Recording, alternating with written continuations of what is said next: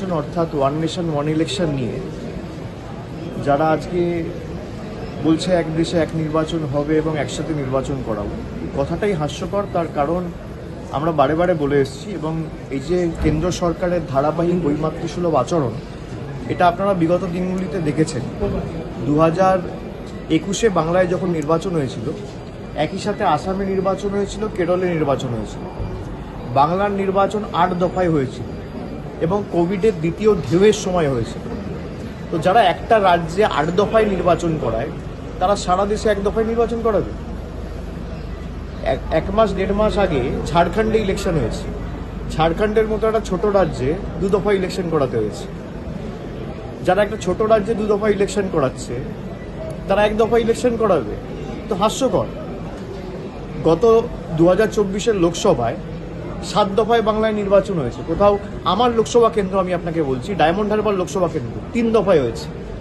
একটা লোকসভা কেন্দ্র। আমার ডায়মন্ড হারবার ফলতে একদিনে ভোট হয়েছে, বিষ্ণুপুর সাতগাছি একদিনে ভোট হয়েছে, বজবজ মহেশতলা মিটিয়াপুরুজ একদিনে ভোট হয়েছে।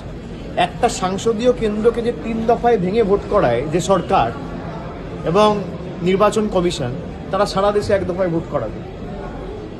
মানুষকে বিভ্রান্ত করার প্রচেষ্টা। আর 1 দফা ওয়ান নেশন ওয়ান ইলেকশন কেন? মানুষ যদি 2 বছর অন্তর অন্তর নিজের ভোটাধিকার প্রয়োগ করতে পারে, তাহলে কেন্দ্র সরকার চাপে থাকবে। মানুষের অধিকার ছিনিয়ে নেওয়া, এটাই তো আমরা বলেছিলাম সংবিধান পাল্টে দেওয়ার যে প্রচেষ্টা, এটাই তো সংবিধান পাল্টে দেওয়ার প্রচেষ্টা। আমার অধিকার, আমি বিধানসভায় 1বার ভোট দেবো, পঞ্চায়েতে 1বার ভোট দেবো, পুরসভা 1বার ভোট দেবো, বিধানসভা 1বার ভোট দেবো, লোকসভা 1বার ভোট দেবো।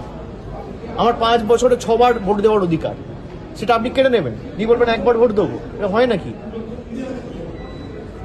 সরকার তো পাহারাদার। আপনি যদি পাহারাদারকে বলেন 30 দিনের মধ্যে 25 দিন ডিউটি করতে হবে না, খালি 2 দিন ডিউটি করো, তাই হচ্ছে। অ্যাকাউন্টেবিলিটি থাকবে না।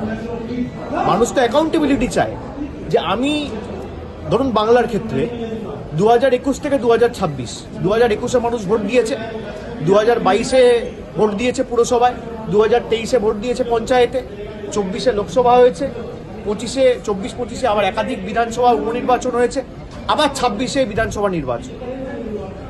মানুষ 5 বছরে 6 বার ভোট দেওয়ার অধিকার পাচ্ছে। সেখান থেকে কেন্দ্রের বিজেপি সরকার বলছে না, এই ক্ষমতা আমরা কেড়ে নেব। অর্ডিন্যান্স করে যেমন দিল্লি সরকারের ক্ষমতা কুক্ষিগত করেছে, ঠিক একইভাবে এই বিলের মাধ্যমে দেশের 140 কোটি মানুষের ক্ষমতা কুক্ষিগত করে নিজের হাতে রাখে। এরপর বলবে one nation one political party, one nation one leader. সংবিধান পাল্টাবে। আমরা যতদিন আছি এগুলো হতে দেবো, ওরা হাজার চেষ্টা করুক।